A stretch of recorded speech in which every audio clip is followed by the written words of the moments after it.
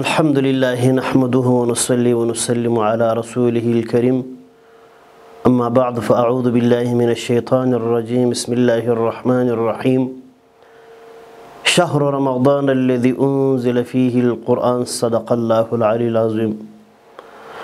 ده هر څه د مخه اولا السلام علیکم ورحمة الله وبرکاته د سکون سوشل میډیا لیدونکو کتونکو زموږ د نن ورځې موضوع ده په هکله باندې د روژه ماتي الله رب العزت قرآن عظیم شان کې فرمایي چې د روژې مبارکې میاشت هغه میاشت ده چې الله رب العزت په دې کې قرآن نازل کړی دی نو روژه خو د سهار څخه شروع کیږي بیا تر ماښامه پورې ماښام کې روژه مات کول کیږي دا خبر لومړی باید زده کړو چې د سهار اذان د سهار په وخت کې د ماښام اذان چې دی هغه د ماښام په وخت کې دی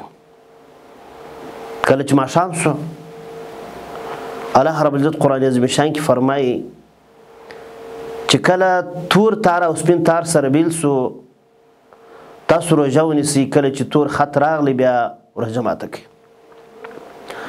اوس د روژه مات په هکله باندې زموږ موضوع ده روژه مات باید په څه شي باندې وسي نبی پاک صلی الله علیه وسلم مبارک فرمایي زما امت پر خیر باندې دی تر څو پورې چې دی په روژه ماتي کې تلوار وکړي خو تلوار تر تلواره پورې داسې تلوار نه درته یادوم چې تاسو د ورځې په حصه کې روژه ماته کوئ بلکې تلوار په دې کې چې شپه داخله سوله ځکه په دین اسلام کې پر مؤمن مسلمان باندې دومره مشقت او تکلیف نشته چې شپه به داخلي بیا به هم ته روژاته یې علیه الصلاة والسلام مبارک فرمایي چې تاسو روژه په خرما سره ماته کړئ په خرما کې بیا هغه خرما چې هغه لنده وي که چیرې هغه خرما نه وه بیا په وچه خرما باندې تاسو روژه ماته کړئ که وچه خرما هم نه وه بیا په اوبو باندې روژه ماته کړئ دا مسنونه طریقه ده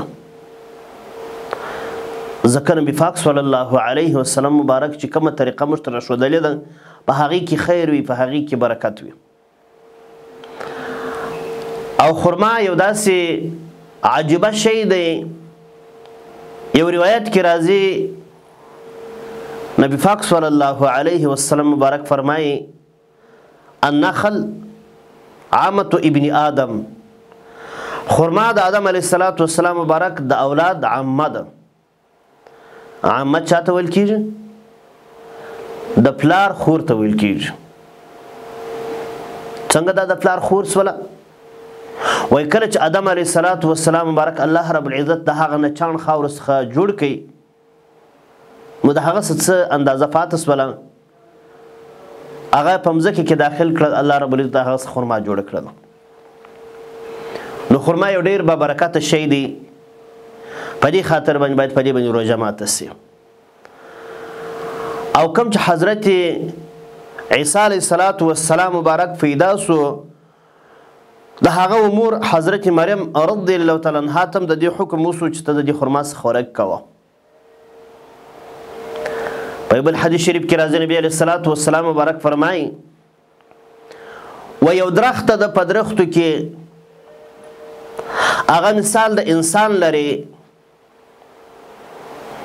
هغه به کومه درخته وي د اصحابو کرامو دا عادت و چې د نبی علیه السلام مبارک مخ ته کوم داسې خاصه خبره نه کوله او که به چیرې یو سوال پیدا کېدی نو هغه به الله او د الله رسول ته مفوض کوي هغوی ته به سپارئ نو اصحابو کرامو چې موږ ساقط سو کېدلی چې نبی علیه السلام مبارک یو بل نوم ورباندې کښېږدي نو نبی علیه السلام مبارک وفرم چې هغه خرما ده نو خرما ډېر فواید لري د دې خوږوالی چې دی هغه طبیعي خوږوالی دی او په دې کې ډېرې فایدې شته قوت شته ګټه پکې شته نو په دې خاطر باندې دا د روژه ماتي دپاره ځانګړې شوې ده او زموږ د ټولنې هغه شتمن خلک خانان خلک چې څه توانایي لري هغه باید و هغه چا لره چې هغه مساکین دي هغوی ته روژمات برابر کړي الله رب العزت به ورته د دنیا او د آخرت ښېګڼې ورنصیب کړي روژه خو یو خاص میاشت ده په بسته کال کې یوه میاشت ده یعنې 11 میاشتې چې دي هغه خوراک کوو او د یوه میاشت روژه نیسو نو د دې بیا ثوابونه او اجرونه هم یو په 80 دي یو په 200 یو په 1000 حضرت عبدالله ابن عباس رضی الله تعالی عنهما فرمایي چې کثیر معنا ډېر بیخي ډېر نو د دې علم د الله رب العزت سره دی نو په دې خاطر باندې باید زموږ هغه شتمن توانا خلک د مساکینو دپاره روژمات برابر کړي او خیراتونه دې وکړي صدقې دې وکړي پر الله رب العزت باندې موږ پوره باور او اعتماد لرو چې الله رب العزت یې زموږ څخه قبلوي قدرمنو زموږ د نن ورځې موضوع هم دومرې وه زه محمد نسیم زاهد چې بیا ستاسو و حضور ته راځم د قرآني ملغلرې خپرونې ته نو تر بلې خپرونې پورې پر الله رب العزت باندې سپارو پر الله رب العزت مو وسپارئ شاد او کامیابه او بریالي اوسئ خوشحاله ژوند ولرئ په همدې ځای باندې ماته اجازه راکړئ